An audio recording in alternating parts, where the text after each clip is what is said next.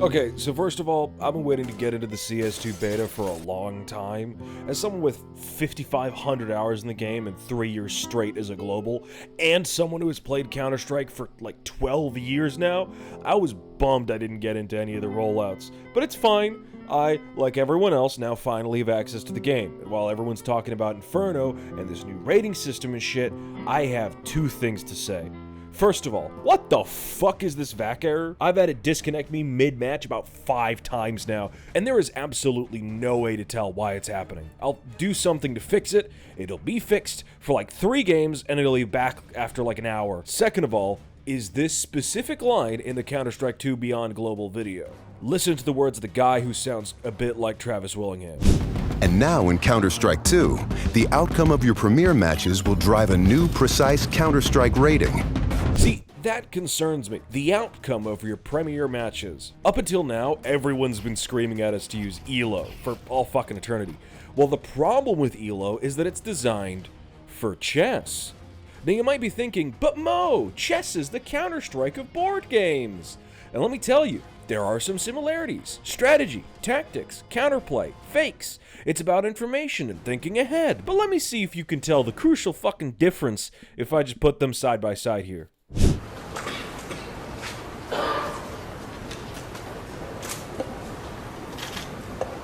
Wanna go fast? Okay. Hello. Oh no, we got a disabled person.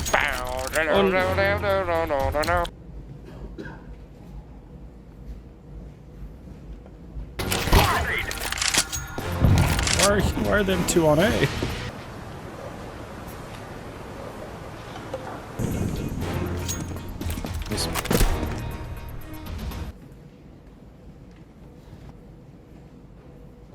We do.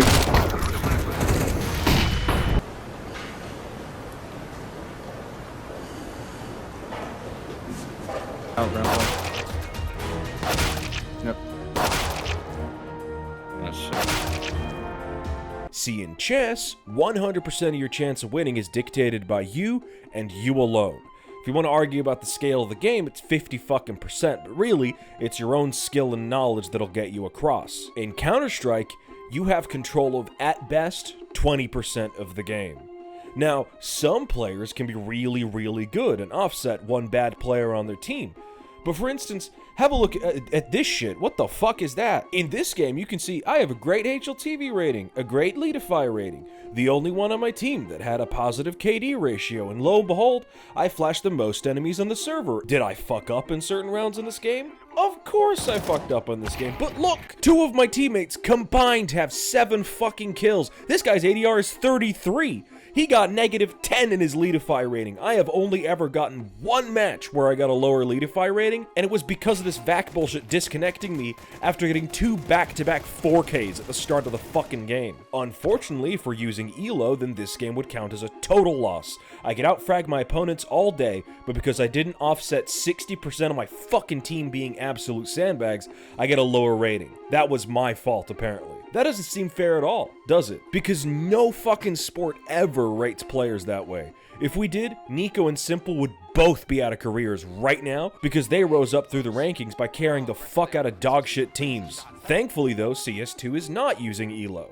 Now, while we don't know the specifics, they're using something called the Glicko 2 rating system for Dota 2. It was developed in 1995 as an improvement on the ELO system, and was intended for the primary use as a chess rating system. Any rating system designed for chess is exclusively based on win-loss and comparative ranking, which doesn't work as soon as you have more than 1 player on your team.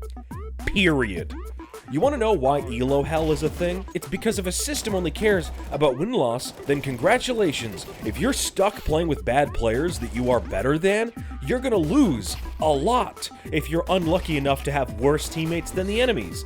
And you're gonna have a lot of bad teammates. And there is absolutely nothing in the rating system to account for the concept that you may be unlucky with your game and have dogshit teammates.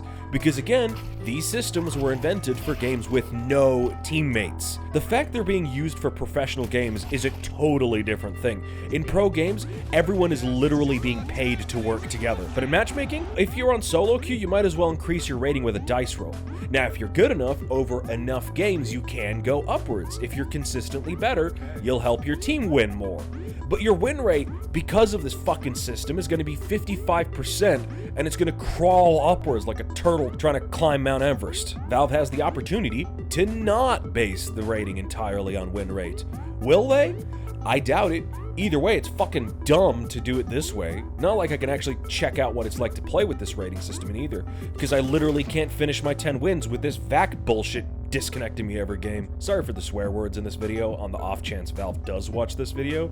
It's just, I've been crying and bitching about ELO being used for a matchmaking game for actual years at this point, and I can't actually think of a reason why my argument would ever be bad. Just use Leadify, or HLTV 2.0, or fuck it, come up with your own shit, and use that to decide that, hey, even though your team lost that match, you as a player did such a good job that it is mathematically proven that it was not your fault. You did your job.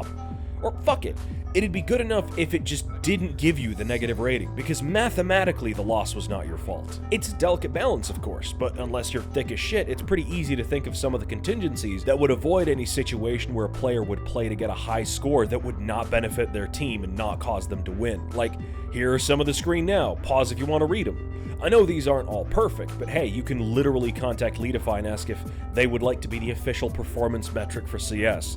They are the best right now, and they do take into account a lot of those contingencies. Anyway, that was my 2 cents now that I have an actual 24-hour competitive ban because of this fucking bullshit VAC disconnect. And don't comment suggestions on what to do to fix this. Trust me, I've tried literally everything. Disabling antivirus, disabling VPNs, reinstalling the fucking game, logging in and out of my account, verifying the game like 100 times, uninstalling Faceit, and any comments that include suggestions of shit I've already done is getting a death threat in the mail. Bye!